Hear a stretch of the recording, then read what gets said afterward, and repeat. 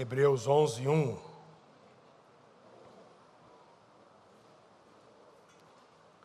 Diz assim: ora, a fé é o firme fundamento das coisas que se esperam e a prova das coisas que não se veem, porque por ela os antigos alcançaram testemunho.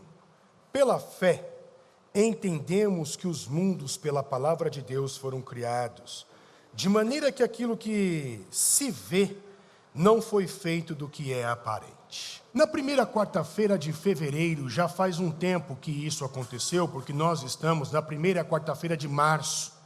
Então, na primeira quarta-feira de fevereiro, eu conversei com os irmãos no culto fé um pouquinho sobre loucuras da fé. E disse aos irmãos que quanto mais eu estudo sobre a fé, mais fascinado por ela eu fico. Quanto mais eu investigo sobre a fé, mais encantado por ela eu fico. E quando nós falamos sobre estudar a fé, quando falamos sobre analisar a fé, é claro que o item ou o elemento fé, em nenhum momento se é estudado de forma acadêmica, como se você tivesse livros, enciclopédias, coletânea, onde você pudesse pegar o volume de número 1, volume de número 2, e ali então você tivesse módulos, capítulos, que você pudesse estudar sobre a fé. Acerca da fé, não é bem assim que as coisas funcionam, porque quando olhamos para a Bíblia Sagrada, onde nós encontramos ali as bases da fé, definições, conceitos e etc., nós vamos ver que a Bíblia nos ensina a perceber a fé, a viver a fé, na verdade pautado nas histórias e experiências de determinados homens que tiveram atos de fé. Não são conceitos propriamente ditos, mas narrativas, descrições, histórias de fé, para que você e eu possamos então ali nos conectar, entrar naquele universo, entender um pouco sobre a fé. E todas as vezes que analisamos essas histórias, essas narrativas, nós percebemos, na verdade eu percebo, que a fé me parece uma loucura. Foi sobre isso que eu falei com os irmãos na primeira quarta-feira de fevereiro. Disse também que em Gênesis capítulo de número 15, verso de número 6, nós vamos ver que o escritor de Gênesis, quando ele usa o termo crer, que está escrito crer no português, no hebraico antigo é leheim, que significa acreditar ou confiar em uma determinada pessoa. A passagem em questão de Gênesis 15 é a passagem narrativa de Abraão. Então, muito mais do que acreditar na promessa de Deus, Abraão acreditou na pessoa de Deus. Fé não é acreditar na promessa. Fé é acreditar em quem fez a promessa. Acerca desta pessoa, o escritor de Hebreus, no capítulo de número 10, e no verso de número 23, ele diz: guardemos firme a confissão da esperança, sem vacilar, pois quem fez a promessa é fiel. Perceba, a fé não deve estar firmada nas palavras, na promessa que Deus te fez, mas a fé deve estar firmada na pessoa que fez a promessa. E essa pessoa, a Bíblia mesmo diz que ela é fiel. Agora, quando falamos sobre peregrinação de fé, atos de confiança, ou atividades baseadas em confiança e em fé, nós vamos ver que isso é um exercício. Viver em fé é um exercício. Viver com base na confiança é um exercício. A fé, ela tem que ser praticada. A fé tem que ser exercitada. Pois se você não se exercita, o corpo fica flácido. Se você não se exercita, o corpo fica sem mobilidade. Se você não se exercita, ou você fica magrérrimo ou obeso. E com a fé não é diferente. Se você não exercitar a fé, essa fé pode ficar flácida, magrérrima, obesa. Nós precisamos desenvolver essa fé. Por isso, fé, o ato de confiar, o ato e o fato de acreditar, é um exercício contínuo para que esta fé cresça, se desenvolva e fortaleça. E pautado nisso, a confiança e a fé nem sempre exige um relacionamento íntimo. É claro que se você e eu, quanto mais nos relacionarmos com alguém, quanto mais nós nos relacionarmos com uma determinada pessoa, mais fé depositamos sobre aquela pessoa, mais confiança depositamos sobre aquela pessoa, e os laços eles vão se estreitando, vão crescendo, e você passa a confiar piamente naquela pessoa. Entretanto, isto não é uma regra. O ato de acreditar, de confiar ou de ter fé em alguém não precisa de um relacionamento íntimo, e eu posso te provar. Vamos lá. Para você ir para qualquer lugar e você vai usar o carro, suponhamos que você usou o carro de um aplicativo, lá tem um determinado motorista, então você, de modo intuitivo e natural, ao entrar naquele carro, acredita, confia, deposita fé naquele motorista, que ele vai levar você em paz e em segurança para o seu destino. Mas se não é um motorista qualquer, é você que está dirigindo, então você vai perceber que ao seu redor, na rua, na estrada, nas avenidas, terão outros carros, outros motoristas, e de modo intuitivo e natural você passa a acreditar que aquela pessoa que está dirigindo ao teu lado, ele vai ter a segurança igual você, precauções igual você, não será imaturo, e você passa a depositar também a fé naquele camarada, para que o teu destino e o percurso, e o destino do carro e o percurso aconteça em paz. Fé. Um outro exemplo é a relação que você tem, que não é íntima, com a cadeira que você está sentado. Quando você vem para a igreja e você vai sentar na cadeira, você deposita uma confiança, uma fé, e acredita que ela não vai quebrar com o teu pezinho. Um outro exemplo que eu te dou é o fato de você acreditar, por exemplo, naquela lata que voa, que nós chamamos de avião, e no piloto. Você não tem relação íntima com aquele piloto. Mal, você ouve a voz do piloto no avião. No entanto, de um modo natural, intuitivo, você deposita fé na lata e você deposita fé também na pessoa. Isso é exercício de fé. Isso acontece de modo natural, isso acontece de modo intuitivo. Entretanto, nas nossas relações, mesmo que não seja com grande intimidade, nós podemos quebrar essa confiança e podemos quebrar também esse ato de fé depositado em nós, porque avião pode cair,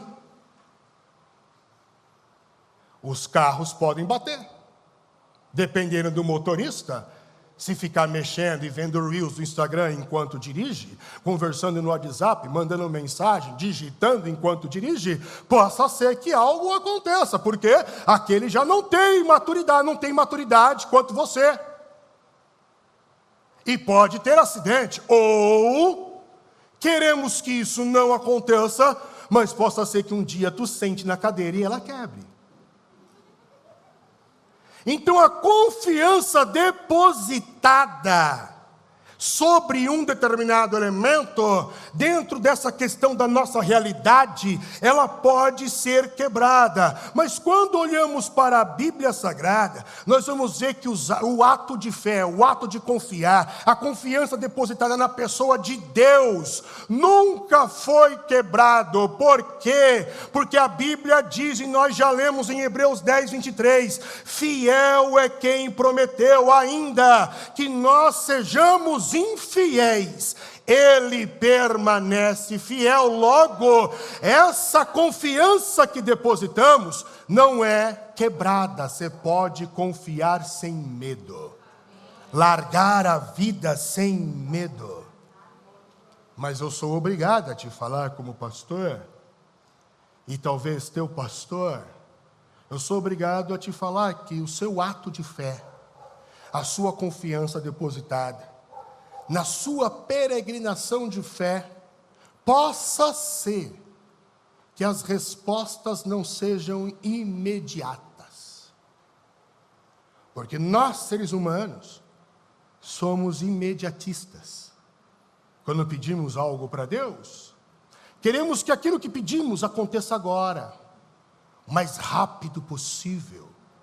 Mas na nossa peregrinação de fé, o ato de confiar e jogar a confiança sobre Deus, acreditar em Deus, possa ser que a resposta daquele exercício de fé não aconteça imediatamente. Possa ser que aconteça num futuro breve ou num futuro longínquo. E permita-me te animar um pouco. Possa ser que na peregrinação de fé você encontre muito mais perguntas do que respostas. Porque nem tudo Deus fala, nem tudo Deus mostra, nem tudo Deus revela. E mesmo nem tudo Deus falando, mostrando, revelando, você ainda continua. Nós continuamos. Porque nós não estamos firmados em uma promessa, mas sim em quem fez a promessa. Nós acreditamos nele, ele é fiel. É por isso que o escritor de Hebreus, no capítulo de número 11, verso de número 1, que nós já lemos e repito, ele diz: ora, a fé é o firme fundamento das coisas que se esperam e a prova das coisas que não se veem. Então, fé, segundo o escritor de Hebreus, é aquilo que você está esperando, entretanto não está enxergando. E o que me chama a atenção nos escritos sobre a fé de Hebreus é justamente o fato dele dissertar sobre a fé baseado em histórias. Ele não usa conceito teológico. Ele não define fé baseado em um sistema filosófico bem estruturado, com cláusulas, com adendos, com itens, subitens, com pontos. Não, quando ele vai falar sobre a fé, ele usa histórias para demonstrar os atos de fé, os exercícios de fé, o ato de confiança em Deus. A pergunta é, por que é que ele usa a história em vez de definir teologicamente ou filosoficamente? A resposta, eu acredito que é um pouco óbvio, porque as histórias, elas nos conectam.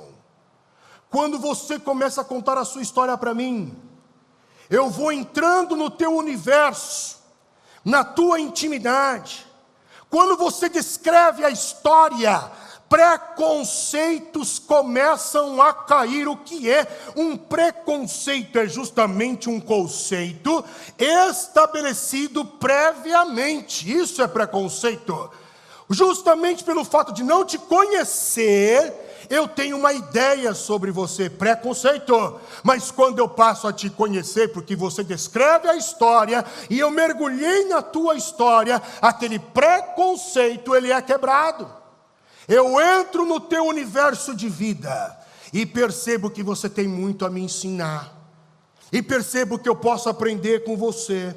Eu me conecto com você. Então, quando o escritor de Hebreus vai falar sobre a fé, ele não fala teologicamente, ele não fala filosoficamente, ele conta histórias para que você e eu possamos entrar naqueles exemplos e tentar adaptar para a nossa história de vida e exercício de fé, tendo sempre em mente que Deus é fiel. Olha o exemplo de Noé. Deus chega para Noé no momento que não tem chuva. E Deus vira para Noé e fala assim, vai ter um dilúvio. Quem sabe Noé perguntou para Deus o que é dilúvio. E Noé, quem sabe, e Deus respondeu, é chuva. Aí quem sabe Noé perguntou para Deus o que é chuva. Porque a Bíblia diz que vinha um vapor do solo. Aí vem esse Deus e diz que esse dilúvio vai ser tanta água que vai cair, que vai cobrir as grandes montanhas. Vem esse Deus e passa as medidas da arca. Vem esse Deus e diz: eu vou falar com os animais, e os animais vão entrar na arca, e você vai viver um período com eles dentro da arca. E Noé acredita em tudo o que Deus falou.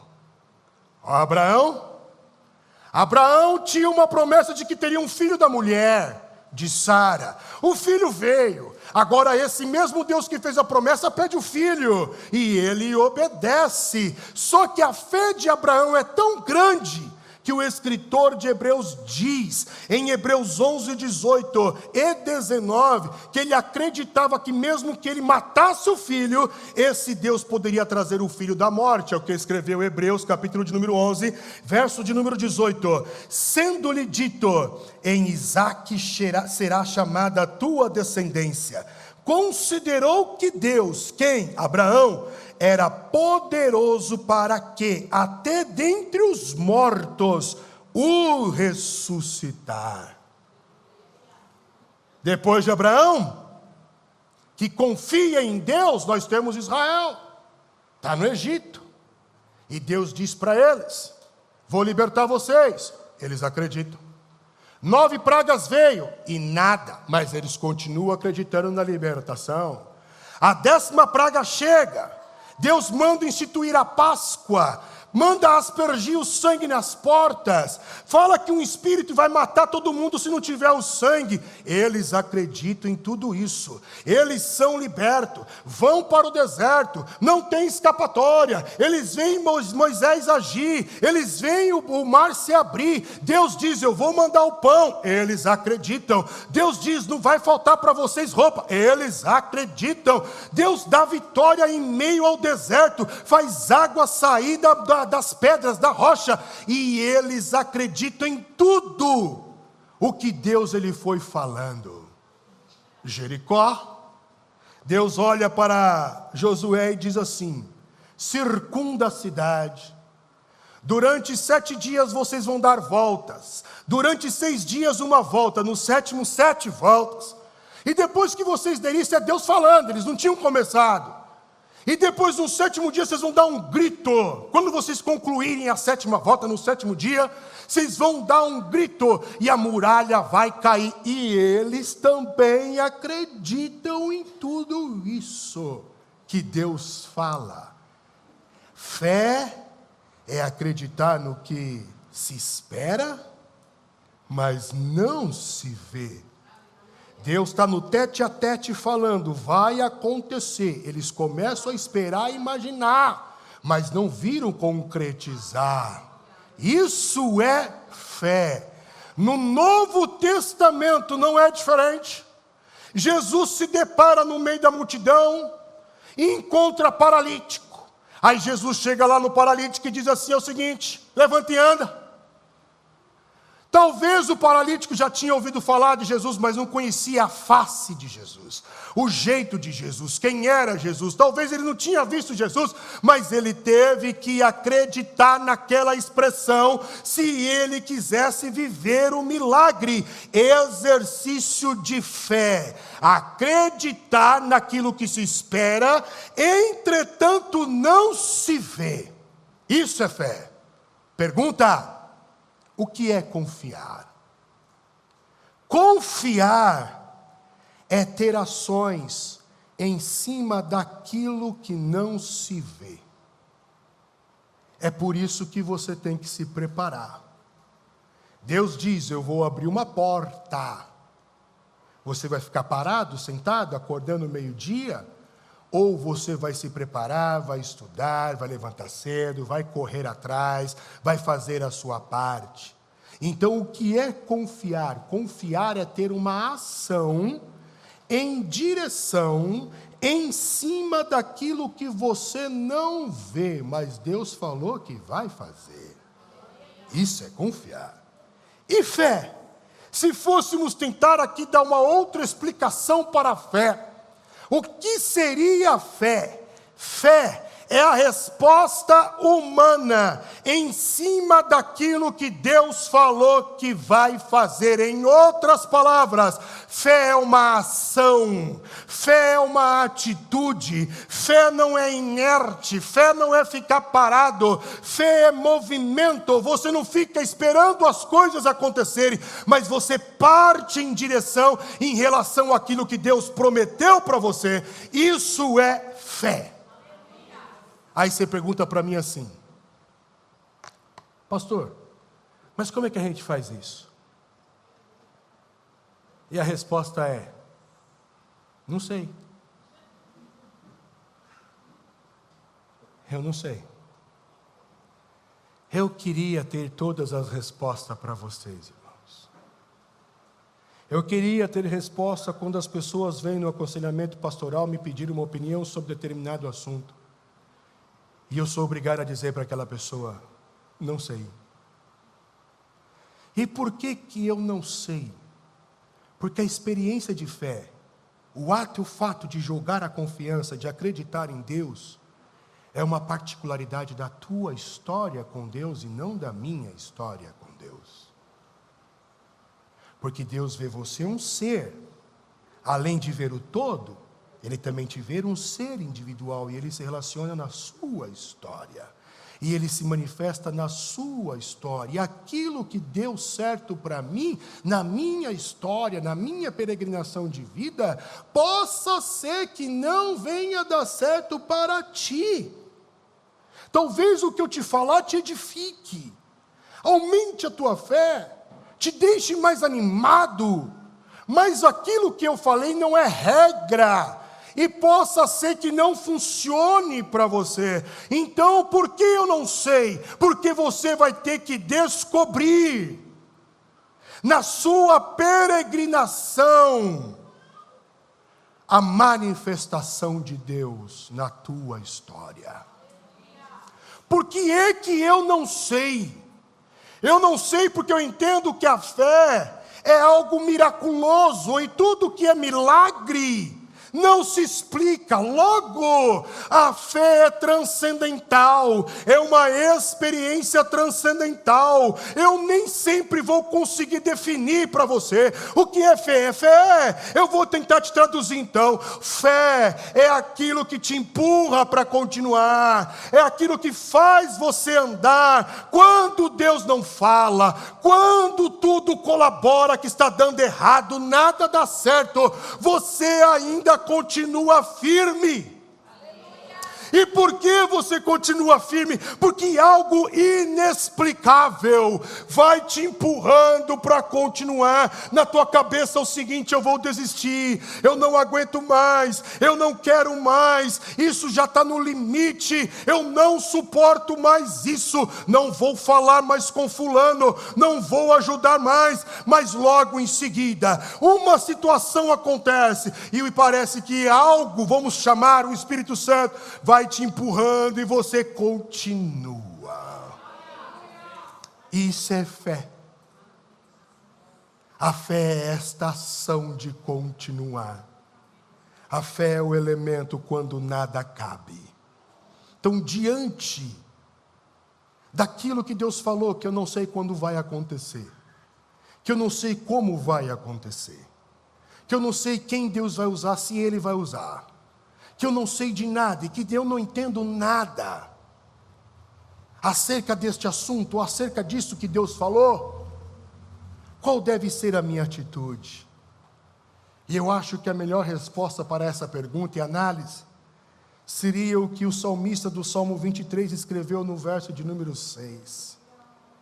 E ele escreve assim: certamente que a bondade e a misericórdia do Senhor me seguirão todos os dias da minha vida, e habitarei na casa do Senhor por longos dias. O que eu acho que é interessante aqui, irmão, é que a palavra habitarei, traduzido no português, no hebraico antigo é shavat, que é uma palavra que se originou do Shabá, sábado, dia do descanso. Shavá é literalmente o termo usado para o verbo descansar no hebraico antigo. A melhor tradução para este versículo não seria habitarei, mas seria descansarei. A Bíblia então diz assim: certamente que a bondade e a misericórdia me seguirão todos os dias da minha vida e descansarei na casa do Senhor por longos dias. O que é a casa do Senhor? A casa do Senhor é, mas coloco entre parênteses, deveria ser um lugar de descanso, de paz, de tranquilidade, de refrigério, um porto seguro, onde você sentisse alívio. Literalmente, como uma determinada denominação faz aí, a sessão descarrego. A casa do Senhor tinha que ser uma sessão de descarrego. Aí sabe o que a gente faz? Por isso que eu ensino os irmãos, Deus ensina conceitos e transformamos em preceitos. Aí sabe o que a gente faz? A gente tem que ficar enchendo o calendário de atividade. E é isso, e aquilo, outro, e corre para lá, e vai para cá. Um monte de ativismo. E quem sabe Deus olhando assim: ô Rodrigo, tinha tantas coisas ocultas, escondidas para te revelar, mas você está tão num corre aí, né? É difícil até de marcar hora contigo, Rodrigo. Porque ou você está trabalhando, ou resolvendo coisas da sua família, ou você está resolvendo as coisas da igreja. Você não tem uma vaga assim, onde você poderia descansar? Só isso. Se jogar nos braços do Pai. Se entregar e sentir o abraço dele.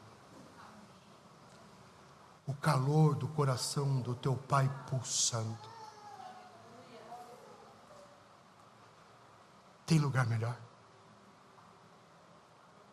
E ali aquele abraço acalorado te cura.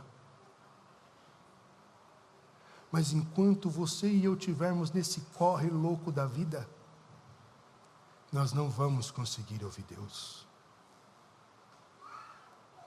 Agitados, perturbados, achando que servir a Deus é fazer coisas.